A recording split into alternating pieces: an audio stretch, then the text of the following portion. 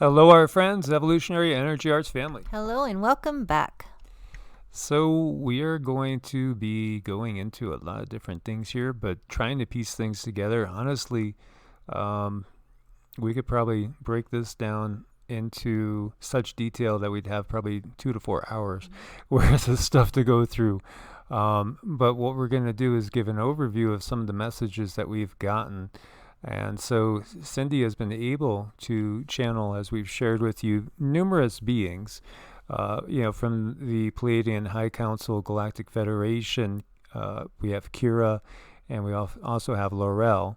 Kira is kind of a no-nonsense warrior type. She's more of a military person. Her energy is very difficult for Cindy to hold on to for too long. Laurel is the one that we make contact with on a regular basis, and she's more of a communicator. She's very, very easy to talk to. And then we've also made contact with other beings, and we've touched on some of the stuff that we have gotten from Yeshua, and we also made contact with Isis. And Isis is a collective, is what we've discovered. Isis is very much like the Law of One, talking about Ra being a collective. Well, Isis is also a collective. Yes, very beautiful situations and kind of unexpected things, really, to me. Yeah, what we have is that we have such a purposeful entanglement of information and distortion, so that it would make it almost impossible until these times right now to really figure out exactly who is who, what is what the bleep is going on, etc., etc. Now, we have made contact with Thoth, and about 3 decades ago, I did a ritual reaching out to Thoth and meditation, and felt that I had made contact, which Cindy verified. He's been with me since then, so it did work, and I do have a connection to him. Now, a lot of these beings, there's a tendency to just put them all in one category, and this is what we've been trying to sort out. Are there angels? Yes. Are there demons? Yes. Are there aliens? Non-terrestrial 3D beings? Yes. There's all of these, and there's much, much more. There's interdimensional beings. There are beings that can lower and raise their vibration at will to go into different realms, so to speak, different densities. There's so many different things that can go on that, they haven't taught us, that we don't understand. And I think their favorite way to do things is to just keep it a big secret, not let anybody understand that they're real beings. And if you do come to that conclusion, you might have a lot of people around you that are going to say, oh, you're worshiping the wrong thing. You need to be careful, on and on and on and on and on. And even though, everyone should be careful, it's such an excess that people are afraid to even reach out to their own guides, because everyone's saying, oh no, it might be a demon. There's too much of a emphasis on, oh my gosh, be careful type attitude, I feel. Yes, and meanwhile, the real dark, negative, draconian, demonic entities are laughing, because they've made it so that you won't pick up the phone and dial, right, and ask for help from the higher realms. Ask and ye shall receive. We had a session yesterday with one of our family members, and he said, so when you're doing your mantras, you're actually like praying to Ganesh, or you're praying to, and I said, no, it's not really praying. It's just like picking up the phone and asking, a friend for help.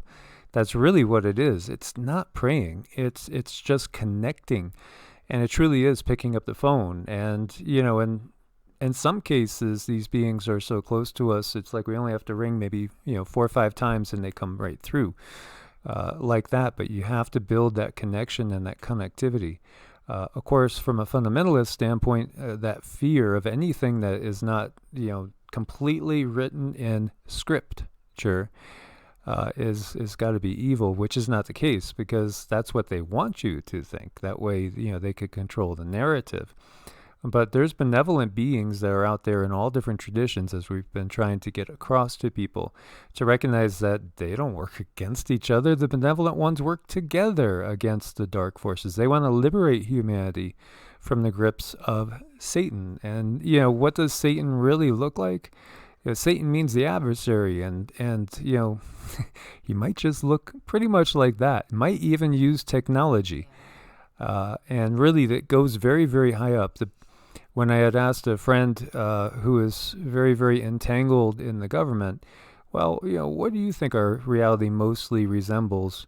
They said, I guess I'd have to say Gnostic Christianity, with the whole concept of archons, these dark but malevolent forces. Now, there are angels, there are archangels. Like if you call on Raphael, Gabriel, Michael, Uriel, they're real, and they will come and they will aid you. And there's really nothing in this manifest universe that can kind of stand against their power. Yeah, it's very important to be receptive, not be afraid to receive if you do ask. And I think it's all about the conditioning making us afraid to ask. So what we got when we connected to Thoth is that Thoth is also a very, very high-level being. Actually a being that can travel all the way up to the 9th density. So very, very high-level being, which was fascinating because he's a consciousness. He is a stream of consciousness. This gets into archetypes. So, there are archetypes. When we think of Isis, it's kind of like the divine mother, right? The divine feminine. But, you think of that motherly aspect, and Osiris is the fatherly aspect. And then, of course, Osiris died and was risen, according to the mythology, and that's 3000 BC at least, if not more. In actuality, these beings are pretty heavy hitters. They're very, very high up on the totem pole. So there is the line of thinking, like I was going to say, is that you might have some ufologists and ancient aliens,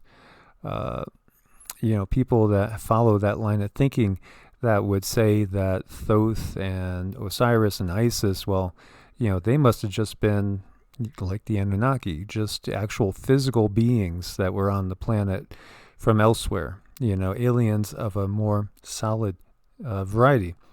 And even equate beings like Inanna, Astarte, and Isis as the same thing, but they're not. They're very, very different. Mm-hmm. They are very different, and all we really have to go by, I know there's a lot of textbooks and a lot of writings and a lot of things have been published about exactly who they are, what they're about, or at least their legends. But we're starting to learn more and more these days that what we actually pick up and read isn't always true. No, and when you think about it, who's in charge of the world? Well, the adversary, Satan, the adversary is in charge of the world. So the adversary, well, we know also who writes the history. Well, the victors write the history. So the history that we have, everything that's official is given to us by the enemy, by Satan, by the adversary of humanity. So obviously it's not going to be straight shooting. They're going to distort it. They're going to try to confuse it. And the way they keep us from progressing, again, go back to the Tower of Babel. Look, they're unified. Who knows what they could do? They could do what we can do, and then, look at eating of the tree of the knowledge of good and evil. Better not let them eat of the tree of, eternal life, because then they're going to be just like us. We can't have that.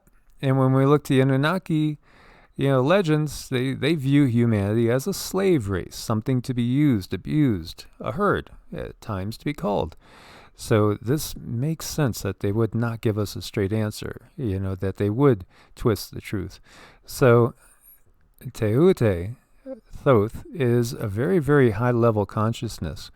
There is something called pseudepigrapha. Pseudepigrapha are books, writings, that are attributed to an individual, such as the Book of Enoch, which was not necessarily written by Enoch. It's written by somebody that's basically channeling the information and using Enoch as the author, saying, well, I got this from the line of thought that comes from Enoch. Again, it's about archetypes, divine mother, divine father, divine feminine, divine masculine.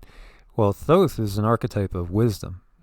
That's what he is. He's the scribe of the gods. He is wisdom itself personified. And so when we look at the Emerald Tablets of Thoth, was it directly written by Thoth? Well, no, it wasn't directly written by Thoth. You could view it as it was channeled by Thoth. So was Thoth an Atlantean? Not really himself, no. Because his consciousness is that vast, you couldn't really completely take all the consciousness and put him into that little thimble.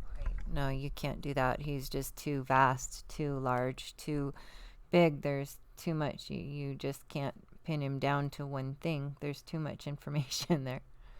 Yeah, so he is a cosmic being of a very, very, very high order. As we have said, we realize that was Isis just perhaps an ancient queen of Egypt? No, she's a collective of many different individual consciousnesses together that have risen to a very, very high place. Yes, most definitely. From different beings, and she definitely wants to come and help people understand how to do our own ascension, rise up in our own way. She does want to help. That's the most important thing. Yes, and he does too. And each one of these have their own energetic signature, their own vibration. He did say that the Emerald Tablets are basically mostly right on. They're very, very accurate, and it is wise to study them because it was channeled information that was given from him down to another person on this planet. Yes, almost like a student. Exactly, like a student, as there are many. And so with Hermes, again, this is a being that is, I think the best way we could equate this is to like an avatar. And, this is where it can get a little bit confusing in some ways. Hermes, Trismegistus, very, very wise being again, who gave us so many of the mysteries. And again, pseudepigraphically, I guess that's how you would say it, pseudepigraphically, yes. Again, wisdom passed down from higher sources. It comes down from the higher densities. Now, we did get that Thoth, and one of his Egyptian names is Tehute or Dehute. He prefers to hang around 5th and 6th density. He likes 5th and 6th density because he's very, very active and he's doing a lot of work. Well, yeah, that's important to acknowledge. He can go way high in density. I was seeing 9th density, but that's not where he wants to be. So he's a being that can go be where he wants to be, do what he wants to do, create what he wants to create, and assist people in becoming their own creators. Yeah, so there are those that say the Anunnaki, quote unquote, are the creator gods, but they are nowhere near the creator gods. Those are very, very limited, finite beings that couldn't even touch the true creator gods, the true Elohim. And I was, reading again last night before bed into more Gnostic Christianity, stuff I've reread like 10, 12 times. But every time, you come back to it after getting more information, the clarity is right there. So in Gnostic Christianity, one aspect of it, they view Yod, He, Vo, He, the Tetragrammaton, as being basically like father, mother, son, daughter. Think about how imbalanced we are. We have, in traditional Christianity, we have Father, Son, and Holy Spirit. There's no feminine aspect acknowledged.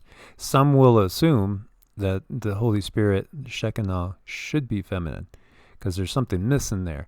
And it's obvious to students of other traditions. It sticks out like a sore thumb that something's really distorted and missing there. There's no balance. There's no harmony.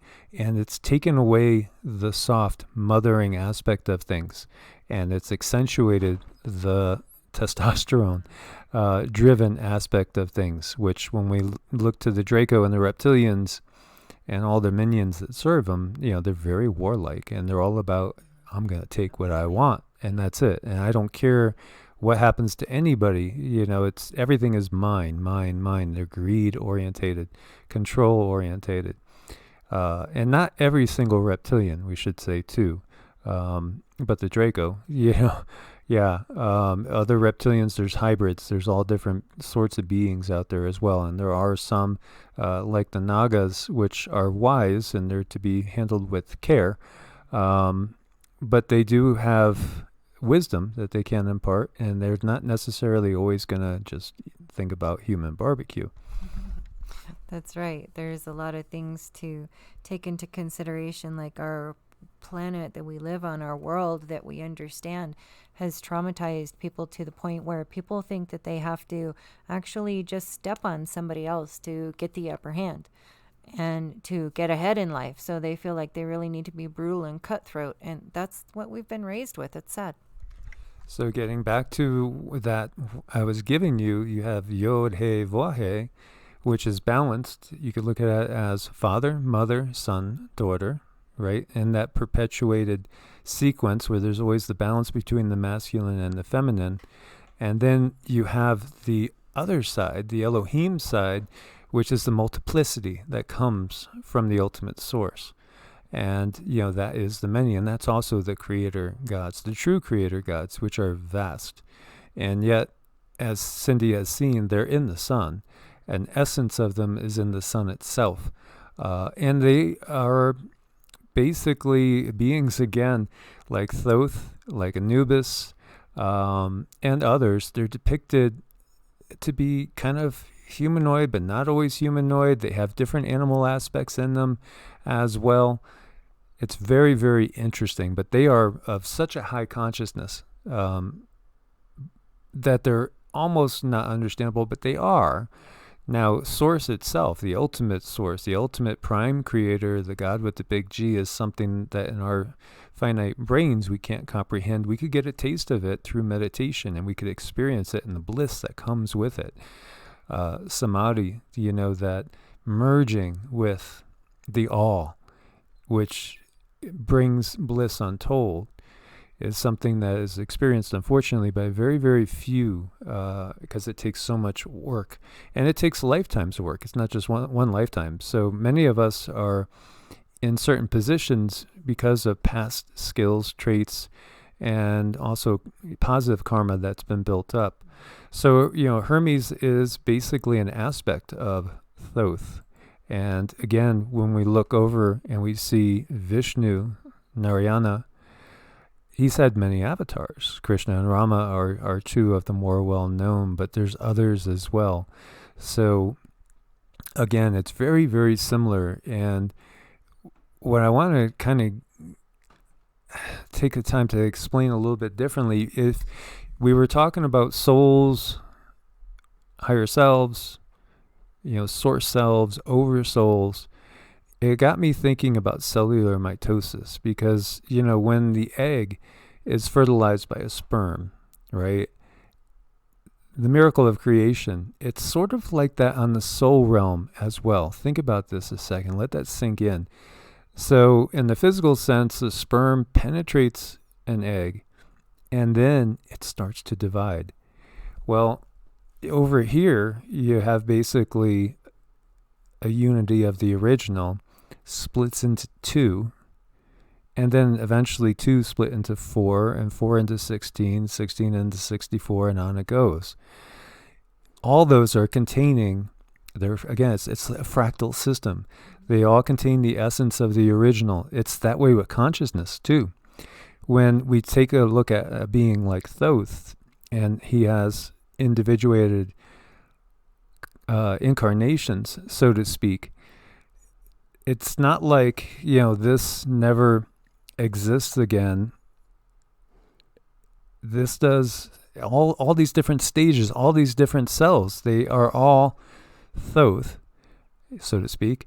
But yet they're all unique too at the same time, and they're all individuated consciousnesses.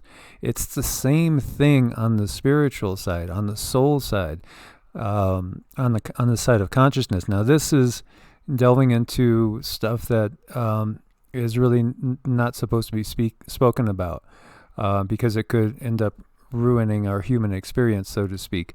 But it's the same thing with ourselves, So you'll have people you'll meet, And all of a sudden you just love this person. It's almost like, my God, why do we understand each other so well? We just click so well. We could finish each other's sentences.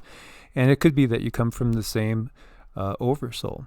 And, there are fractals of us. And there might even be fractals of you right now on this planet that if you saw them, it would freak you out because there's so much like you. Because they're coming from, you can view it as you're all emanations of this one cell, but, you're 16 down the line and maybe the other one is 64 down the line. But yet you come from the same essence. I hope that is something you guys can understand, or it makes sense to at least a few. Well, I think it's kind of like if you run into somebody and you talk about how, oh my gosh, I do that too. And oh yeah, I feel like that too. It's all about little things about yourself that are still sort of kind of one, but yet individual. This is as above, so below. This is what's meant by that. And this is how the universe works. Again, it's fractal and it's holographic at the same time. And really what we're in is, it's a playground for consciousness itself. Because in reality, we're all just pure consciousness. And we're experiencing a myriad of different possibilities. When we pass on, we go into basically an afterlife review. All right. And so you could take it from a biblical term as, once to live and then the judgment. Sort of. This is how things get twisted again. Each incarnation's unique, for sure. And then we judge it. Wait, who judges it? We judge it. We look at what we did, what we achieved, what we wanted to achieve. And this is why, like, Vedic astrology is so powerful. Because if you look at the time that you jumped into the universe, in that one snapshot, when you jump in, when you decide, now, this is when I want to be born. Because everything is interconnected. Every planet has its own consciousness. Every star has its own consciousness. So when you jump in, there's a certain snapshot. It's an imprint. It's a program that you're jumping into. And so you're jumping in with the hope that this will bring about the most learning and the most progress for the soul and the soul's evolution. And, that's why we choose to jump in when we do. And also we pick our parents. Our parents don't pick us. The body it's a vehicle for consciousness in this 3D world. So that takes away a lot of the throwing the blame on others because we decided to do this as far as coming in. Now, yes, we can be trapped in karmic loops, such as is going on and has been going on this planet. When you look at the dark forces that want us to constantly fight each other, if we do die in a traumatic way that lowers our vibration, then it could keep us from reaching up into higher realms and higher densities in the next incarnation. So all this is part of the bigger picture.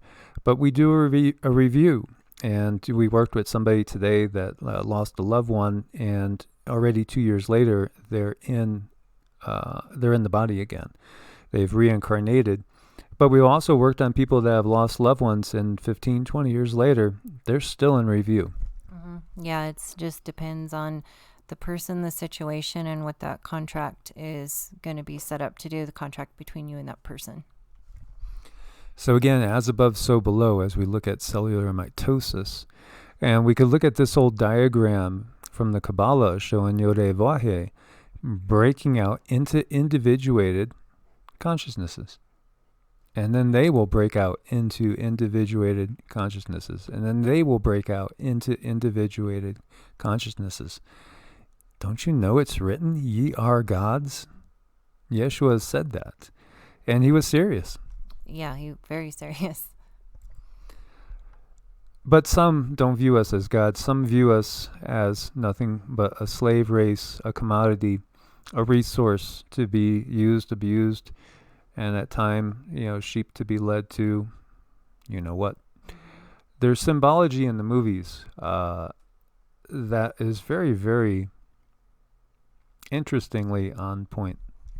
There's a lot of symbology in movies. I think we should just kind of be raised with that knowing. Yeah, they're telling you the story of what's going on. So, some in the past we've seen horrible things, that the way people have been treated in the past, abused, used, what happened to all the Africans that were snatched up from their homes and brought over just to work the fields, things like that. Well, keep in mind, the view from certain beings. They might even call us beasts of burden, right? And view us as nothing but animals. But even animals, man, animals have the soul of source in them too. Every living being does. Every living being does. But so the ones that came from above looking down on us and viewing us as nothing but beasts, well, this guy looks like a beast, right? And this certainly looks like the aristocracy, certainly acts like the aristocracy if you've ever seen the Underworld series, for instance. So there's all these myths of the wars of the gods, and we have, of course, these giants, the battles of the Titans against the elder gods, all over the world. Norse mythology, most definitely clearly illustrated in the Vedic writings, in the Mahabharata, the Ramayana, the Puranas, and Cindy has gotten that before the Draco and the Anunnaki came and influenced the planet, there was actually a race of blue-skinned beings that were very benevolent, that were teaching humanity. Mm-hmm. They were very benevolent, and it just got to the point where they had to step back, and humanity, we have to make our own decision. Yes, and as we've said, the Kali Yuga, the Dark Age, began when Krishna, of which, that means the dark-skinned one, the blue-skinned one in reality, left. And that was 3102 or so BC. Interesting. But they talked about the wars of the gods above them, flying ships, Vimanas, shooting sometimes things that are like lasers, or at times things that are like nuclear explosions. Mm-hmm. The Brahmastra, this horrible weapon that just leveled and totally disintegrated entire cities with millions of people inside them. Mm-hmm. These war of the gods were very, very real, and they were used to seeing them flying around in their ships.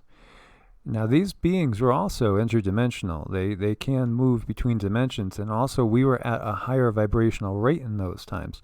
So we were ourselves of a higher frequency. We've lowered. This is the fall of man, so to speak. We've lowered down into that 3D.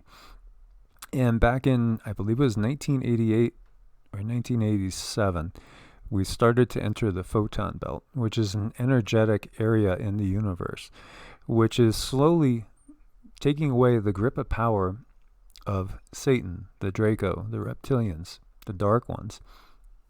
And as we go farther and farther into it, they're not going to be able to hold on. Right. It's a slow but sure process that's happening.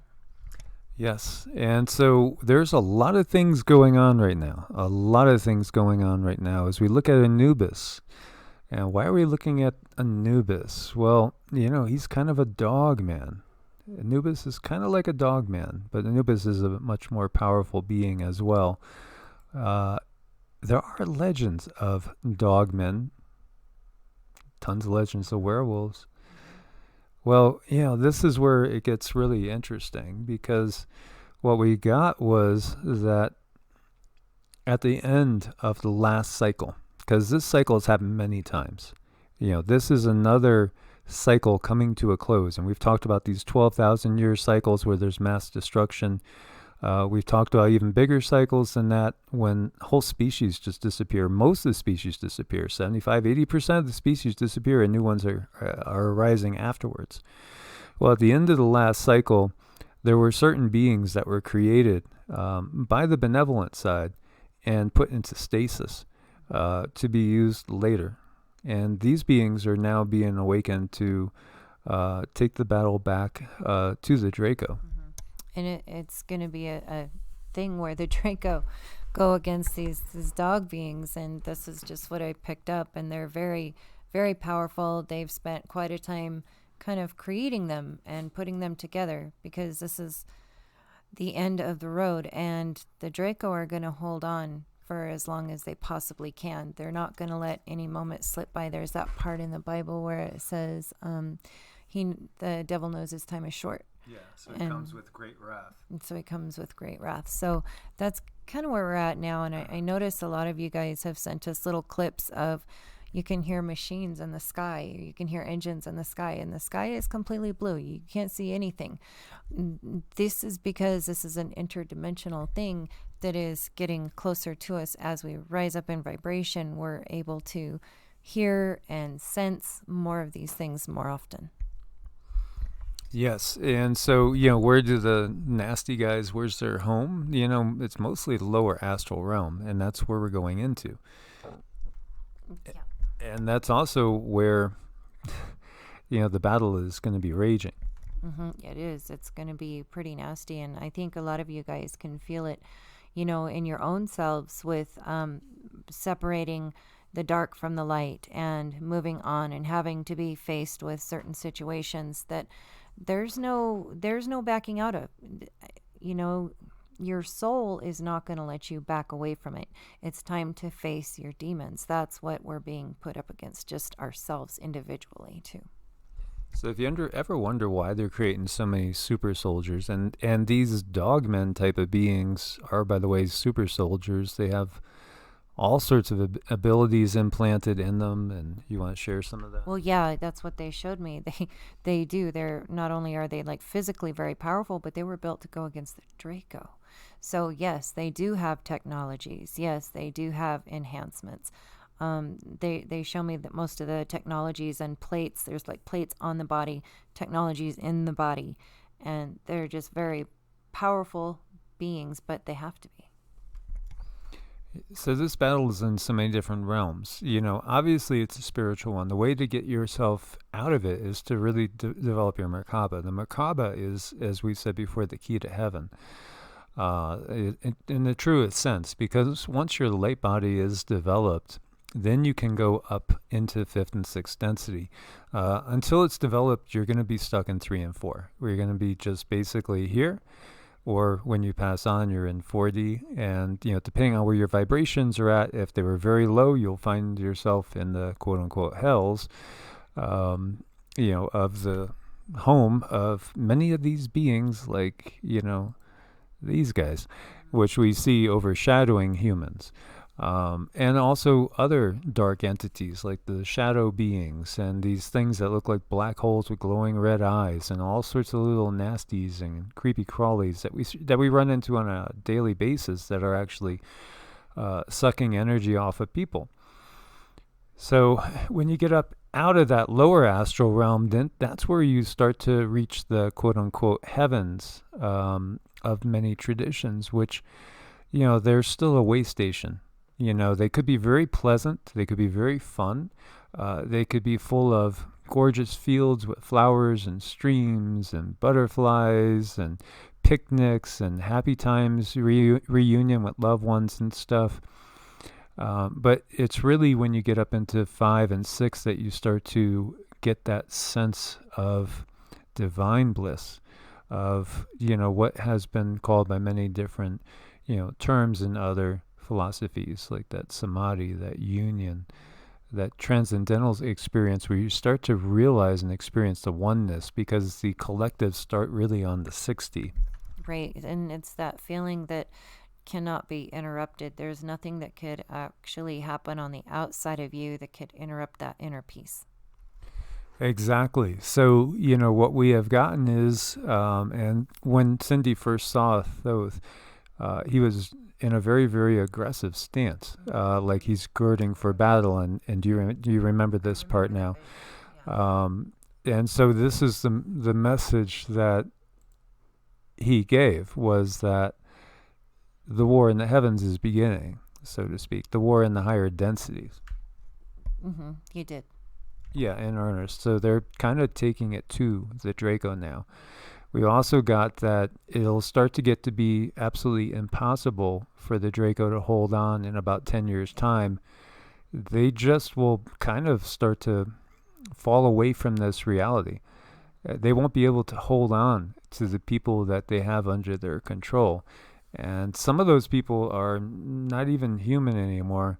They're just a shell. And, as has been said, in some cases there may be, multiple versions of the same being that is being used as a tool, if you get what I mean.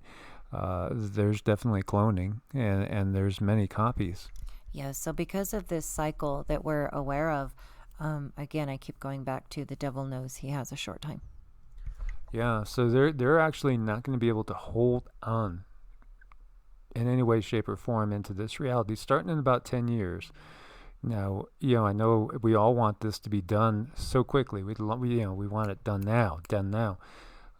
But she got that 10 to 20 year time frame should be like that completion frame. So right now, this is our challenging time. And, as Cindy's been saying, the devil knows he's got just a short time. So he's full of wrath, and they want to take everybody down with them. Right, because as we cycle through lifetime after lifetime, they have the ability to hold people down and recycle back in the 3D. And as the Earth is not going to be a 3D Earth, the Earth is ascending, so the Earth is going up. So it's going to be up to the individual, so if we fall prey to lower vibrational frequencies, which is what they want us to, and because then we'll just incarnate in other planets that are still under their control. That's the bottom line. That's their real goal, is they want to hold on to as many souls, quote unquote, as possible. And if they could get you to incarnate over, say, even in Andromeda, for instance, which it seems like Andromeda is going through a lot of the stuff that we're going through here, then they can hang on to you. You're still an asset. You're still a tool. You're still, one of the flock, one of the herd. So, as we go through life and walk through life and we're being faced with certain things, it's time to really honestly face that. Get the support you need. Give yourself the compassion that you need to walk through it and get through it. And so ultimately, we're here for learning and for soul growth. So again, it's going to be all about our choices.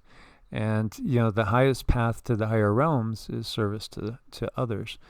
And, not going down that path that leads to ultimately to destruction. So if we're always holding, the highest vibes, if we're always trying to do the best we can to lift up humanity as a whole, to lift up the planet, to lift up everything that's on the planet and in the planet, then we're serving a higher purpose, and then we're raising our vibrations up. Don't neglect your spiritual practice. That is the most important thing in your life. Yes, hang on to your spiritual practice, whatever that looks like. Even if it's just finding motivational videos for the day, find it. Yes, and unplug your routers at night. I could see, the energies are coming through. I'm working on Cindy now. I could see it in her eyes. Unplug your router. Get away from the technology. Get away from the cell towers as much as possible. That's their highway. So, these beings of a slightly higher vibrational frequency on that lower astral realm, they can just travel through this quote unquote, internet Wi-Fi. It's their highway to go from one place to another, that they use our phones. They can travel through our phones. They could listen in. They could go through our computers. They could literally come out of our TVs. Remember the movie Poltergeist? That wasn't really far off the truth. They're telling you how it works. Right. So pay attention to those movies and understand that, maybe it looks like somebody with a big imagination, but then again, if it feels like it could be true, it probably is. Exactly. So I hope this was interesting.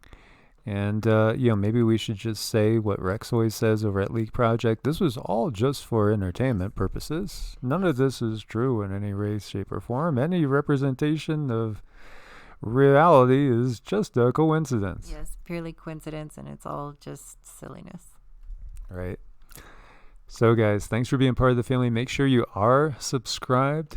Thanks for your support on Ko-Fi and Patreon. We couldn't do it without you guys. Anybody needs to reach out to us for a Vedic chart, an energy session, anything at all, It's EEARTS at protonmail or evolutionaryenergyarts@gmail.com. As always, God bless and namaste. Namaste.